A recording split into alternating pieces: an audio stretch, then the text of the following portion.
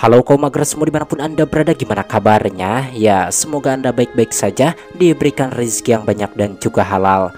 Kembali lagi bersama saya Boy di Unemployed The Gejrot. Kali ini saya akan membahas sebuah alur cerita film survival yang sangat seru dan juga sedih, di mana film ini menceritakan tentang sebuah keluarga yang bosan tinggal di kota dan memilih untuk hidup di hutan. Dan saya juga, kalau itu mas saya pengen hidup di hutan atau di pulau gitu, kayaknya enak, tenang, tidak banyak kebul kendaraan atau macam mana gitu. Oke, bagaimana sih cerita selengkapnya? Kita simak saja alur ceritanya. Dan seperti biasa, cret cret trot.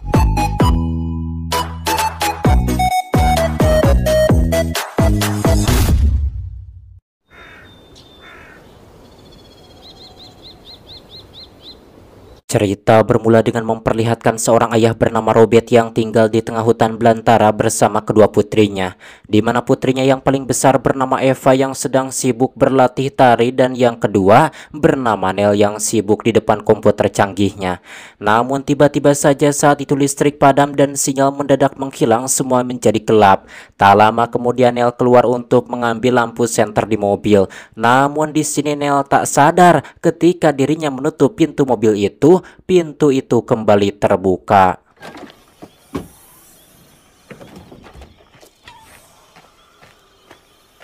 Keesokan harinya saat mereka bertiga akan pergi ke kota untuk membeli bahan bakar, mereka kaget karena pintu mobil terbuka. Dan masalah pun baru muncul, di mana mobil tersebut tak bisa dinyalakan karena bahan bakarnya habis, mungkin saja diambil oleh orang lain.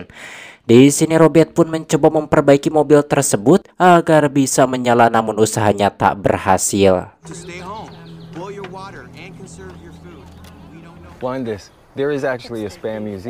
Dalam kegelapan, F terus berlatih tari di kamarnya dibantu cahaya lilin karena listrik memang masih belum nyala. Bahkan sekarang saluran radio sudah tidak ada lagi yang bisa didengarkan, semua benar-benar kehilangan sinyal dan koneksi internet.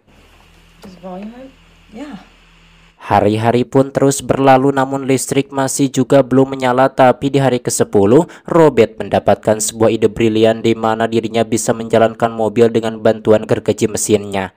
Dan akhirnya kini mereka bisa pergi ke pusat kota setelah 10 hari terjebak di rumah tanpa listrik dan internet.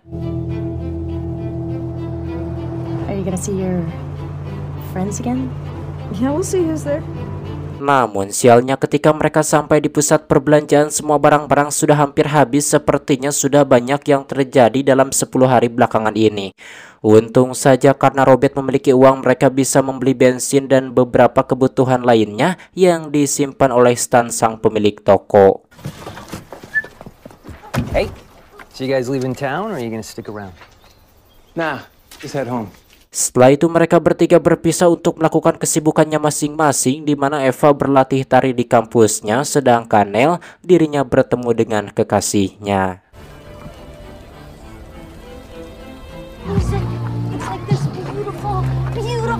Malamnya mereka pun kembali pulang dijemput oleh Robert di pusat kota. Stop face. Ouch. How was dance? Yeah, Ruby doesn't think I'm gonna be ready for the national auditions.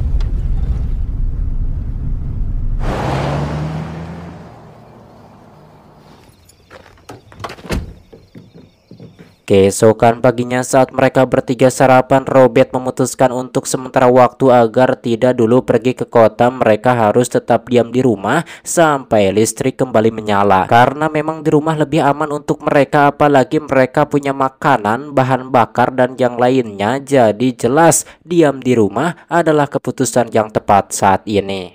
We're just gonna hole up here for the rest of our lives? No, we'll wait out the power outage, Pumpkin. Lalu mereka pun kembali menjalankan rutinitasnya. Eva berlatih tari, Nel belajar di kamarnya, dan Robert menebang pohon di hutan tak jauh dari rumah. Sampai suara gergaji mesinnya pun memang masih terdengar oleh Eva dan Nel. Namun beberapa saat kemudian terdengar suara teriakan yang sangat keras dari ayah mereka sehingga Eva dan Neil pun langsung berlari menghampiri ayahnya, di mana kakinya sudah banyak mengeluarkan darah akibat gergaji mesin yang mengenai pahanya. Di sini Robert tahu kalau dirinya takkan selamat karena darah yang keluar sangat banyak. Eva dan Neil pun tak bisa apa-apa selain menangis dan meminta ayahnya untuk tetap kuat dan bertahan. Namun itu tak terjadi. Robert meninggal dunia meninggalkan kedua anaknya dalam keadaan dunia yang memang sedang tidak baik-baik saja. Tentunya kenyataan itu membuat Eve dan Neil benar-benar sangat merasa sedih karena kini mereka tidak mempunyai ayah setelah sebelumnya ibunya meninggal. Kemudian Eva dan Neil pun menguburkan ayahnya di hutan dengan perasaan yang masih tak percaya bahwa ayahnya kini sudah tiada.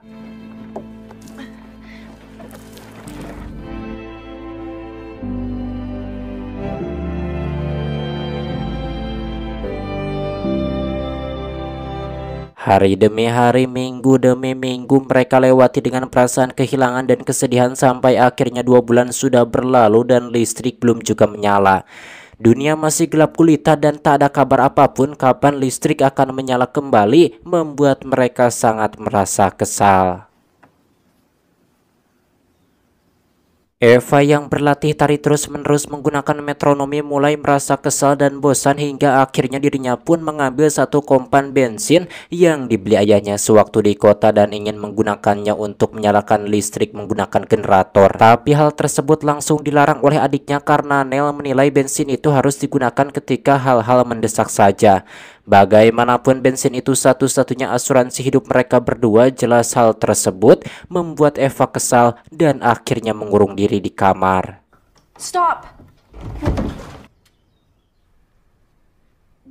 Kini Neil pun bertindak sebagai kepala keluarga dengan memasak dan mengurus Eva. Namun kesialan mereka terus bertambah di mana hewan ternak mereka pun diambil oleh orang lain sampai akhirnya mereka kembali berbaikan setelah Neil menangis stres di tengah tidurnya akibat mimpi buruk yang dialami.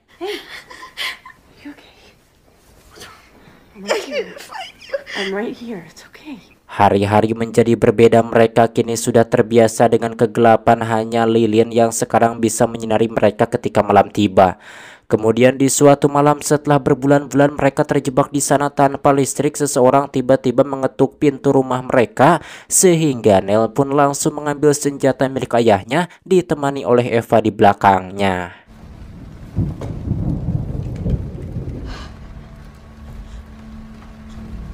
Dan ternyata seseorang yang datang itu adalah Ellie, kekasih dari Neil. Kemudian Ellie pun menanyakan ayah mereka. Eva memberitahukan kalau ayahnya telah meninggal karena kecelakaan ketika menebang pohon di hutan. Dengan makanan yang tersisa lalu mereka bertiga pun makan malam bersama. The wild fucking west out there. Keesokannya hari-hari Neil pun menjadi sedikit lebih indah karena kedatangan Ellie. Mereka berdua selalu pergi ke sebuah rumah pohon di tengah hutan dan melakukan empludan di sana tanpa takut pantatnya digigit semut. Lalu suatu hari Ellie mengatakan bahwa dirinya mendengar rumor kalau di Boston ada kehidupan berjalan normal lengkap dengan pekerjaan yang tersedia. Tapi meskipun itu hanyalah rumor, Ellie memutuskan untuk mengajak mereka berdua ikut bersamanya pergi ke Boston. Neil jelas ingin ikut bersama Ellie, tapi Eva tidak. Dirinya memutuskan untuk diam di sana. Dengan berat hati akhirnya Neil pun pergi meninggalkan kakaknya seorang diri dan memulai perjalanan menuju Boston bersama kekasihnya.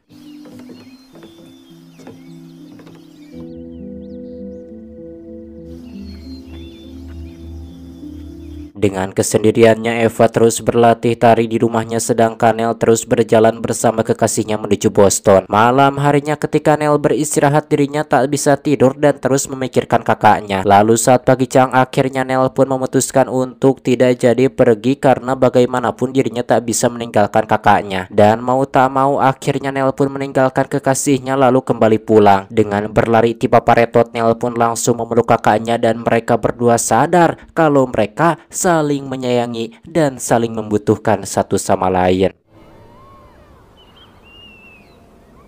6 bulan sudah dunia kegelapan tanpa listrik dan cahaya. Untuk bertahan hidup sekarang F dan Nell memakan tumbuh-tumbuhan yang mereka ambil di hutan. Mereka berdua kini sudah seperti kembali menuju zaman dahulu. Apa yang mereka butuhkan segalanya tersedia di hutan. Keberadaan hutan memanglah membantu manusia. Semoga hutan-hutan terus hijau dan tak kembali terbakar.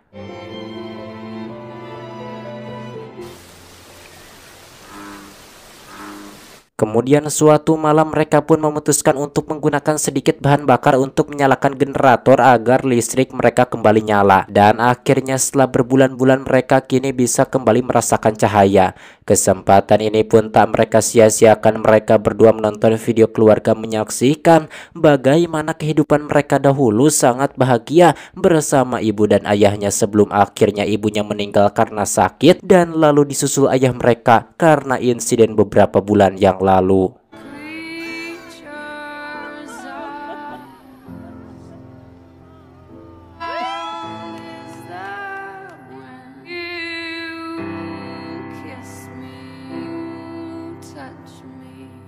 Dan setelah beberapa jam, listrik pun kembali padam. Keesokan harinya ketika Nell sibuk mengambil tumbuh-tumbuhan di hutan untuk makan bersama kakaknya yang sedang sibuk memotong kayu di halaman rumahnya, tiba-tiba saja didatangi seorang pria di mana pria itu adalah stan penjual barang-barang di toko di pusat kota, tempat di mana mereka dahulu berbelanja bersama ayah mereka. Entah bagaimana stan mengetahui kalau ayah mereka meninggal dunia. Mungkin satu-satunya informasi tersebut dari Ellie yang mungkin saja bertemu dengannya di kota, karena hanya Ellie yang mengetahui kalau ayahnya sudah meninggal. Di sini Eva punya firasat buruk karena Stan datang mencurigakan dengan kutab kitab, dan benar saja tiba-tiba Stan menangkap F dan langsung mengemplutnya secara paksa. Di sini F pun menangis karena tidak ridho jika keperawanannya diambil oleh pria yang bukan haknya. Namun si setan tidak peduli dan menikmatinya. Setelah itu si Stan pun pergi dengan mencuri bahan bakar yang mereka punya.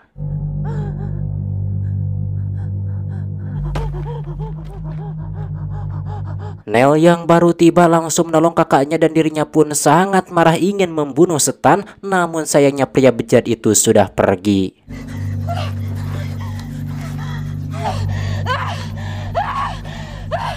Kini Nell pun langsung menutup rumah mereka dengan kayu agar tak ada satu orang pun bisa kembali masuk ke dalam rumah mereka. Dan Nell pun tahu kalau sekarang mereka berdua memang dalam keadaan bahaya. Jadi dirinya terus berjaga hari demi hari lengkap dengan senjata di tangannya. Sedangkan Eva sekarang benar-benar tak bisa diajak untuk bicara, bahkan dirinya seperti ketakutan ketika disentuh oleh Nell. Dan sepertinya Eva benar-benar trauma atas apa yang sudah dirinya alami. Nell pun terus mencoba untuk menghiburnya dengan menyalakan generator dengan bahan bakar yang ternyata sudah dirinya sembunyikan sebagian sebelumnya. Tapi hal tersebut tak berhasil. Eva masih tetap murung dan trauma.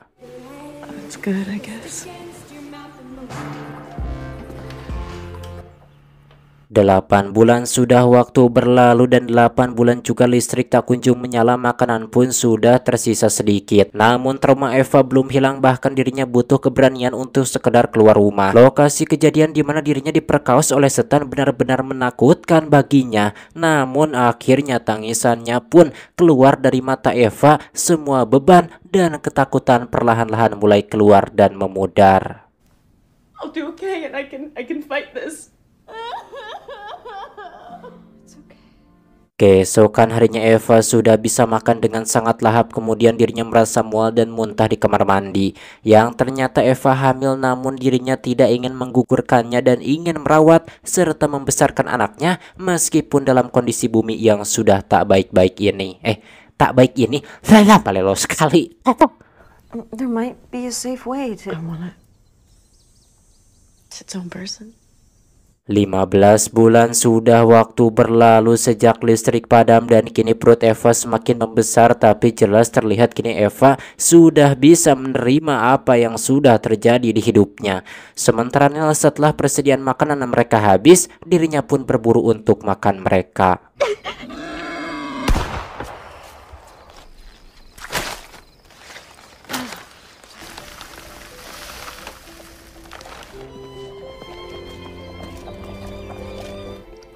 good? So good. Good. Seiring berjalannya waktu, rumah yang mereka tinggali pelan-pelan sudah mulai rusak akibat tak ada perawatan apapun semenjak ayahnya meninggal. Apalagi hujan terus-menerus membuat kayu rapuh, dan di saat yang bersamaan Eva mulai kesakitan yang menandakan sebentar lagi akan segera melahirkan. Tapi mereka sadar rumah yang mereka tinggali sudah tak aman untuk Eva melahirkan. Akhirnya Nell pun memutuskan membawa Eva menuju rumah pohon di tengah hutan.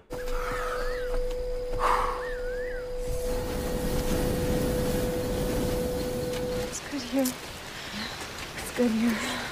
Di tengah badai hujan yang begitu deras ngegebret sekali, Nell pun membantu kakaknya untuk melahirkan. Tentu saja proses ini begitu menyakitkan bagi wanita. Makanya bagaimanapun jasa seorang ibu kepada kita memang takkan pernah bisa terbayarkan oleh apapun. Dan sekarang akhirnya anak itu pun lahir di sini. Eva pun menangis ketika melihat betapa lucu dan imut anaknya itu. Tangis itu bukanlah tangis kesedihan, tapi tangis bahagia seorang ibu. Kini badai sudah berlalu dan mereka pun kembali ke rumah, di mana rumahnya kini sudah benar-benar hampir hancur seluruhnya. Banyak atap yang sudah runtuh. It smells foul in here. Wow. Eva, we can't stay here. Melihat kenyataan tersebut, Eva tahu kalau mereka tak bisa lagi tinggal di rumah itu karena memang rumah itu sudah tak hangat. Suatu waktu rumah itu bisa aja runtuh. Dengan berat hati, Nell pun setuju atas ide kakaknya untuk membakar rumah karena hal itu dilakukan untuk membuat orang-orang tak mengetahui keberadaan Nell dan Eva. Ternyata di lubuk hati paling dalam Eva masih takut jika pria bejat si itu datang lagi. Singkat cerita, setelah membawa barang-barang penting yang harus mereka selamatkan, Nell pun mulai membakar rumahnya, tempat di mana segala kenangan tercipta tentang ayahnya, tentang ibunya, tentang keluarganya yang dirinya punya sebelum bencana ini datang.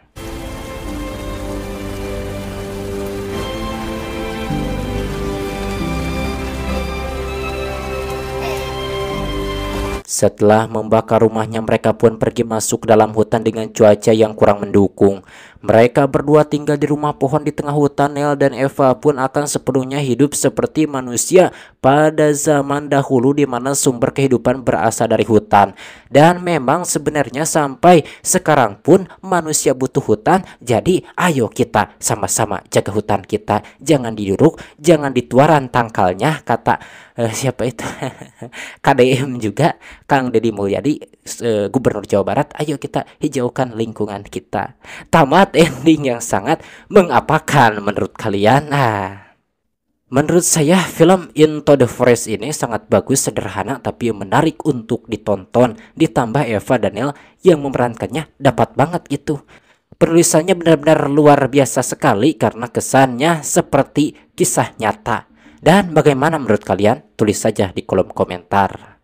Oke, akhiri saja saya Boy pamit dari ruang dengar Anda. Salam sehat selalu dan semoga teman-teman semua yang selalu setia menonton di channel Tak Hanya Singgah ini, semoga kalian diberi kesehatan, rezeki yang melimpah, dan semoga terus bahagia selalu. Oke, akhiri saja saya Boy pamit dari ruang dengar Anda. Sampai berjumpa kembali di video selanjutnya.